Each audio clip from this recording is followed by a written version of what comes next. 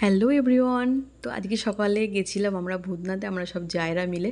অনেক দিনের ইচ্ছে ছিল যাব যাব, কিন্তু যাওয়াই হচ্ছিল না। ফাইনালি আজকে বাবা ভোলেনাথ আমাদের সবাইকে ডেকেছে। আর একটা সত্যি কথা কি জানো, যতই আমাদের ইচ্ছে থাকুক না কেন, মানে ভগবান ইচ্ছে না থাকলে আমরা সেই স্থানে আমরা যেতে পারি না, এটা কিন্তু একদম সত্য কথা। তো যাই হোক, আমরা সবাই যারা মানে আমার বাড়ির সব জায়রা মিলে চলে গেলাম ভূতনাথ। গড়িতে তখন প্রায় 7:30 বাজে। আমরা সবাই বেরিয়ে গেছি। আর আজকে ভেবেছিলাম অনেক ভিড় হবে, কিন্তু সত্যি ঠাকুরের ইচ্ছায় আমরা খুব সুন্দরভাবে জল ঢেলেছি।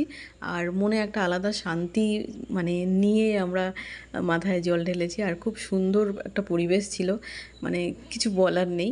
তো সবাই একবার বলো হর হর মহাদেব। সবার ভালো করুক ভগবান। আর কি বলবো, তো দিনটা আজকে খুব ভালোই কাটলো। স্বয়ং ভোলানাথের স্থানে গিয়ে আমরা তাকে সুন্দরভাবে জল ঢেলে তার মাথা ঠান্ডা করলাম। আর এদিকে মোর লেগেছে, মানে গরম, তাই দইয়ের লস্যি খাওয়া হলো। তো এবার চলে গেলাম বাড়ির পথে। তো চলো, আজকের মতো মিনি ব্লগটা এতটুকুই। Bye bye.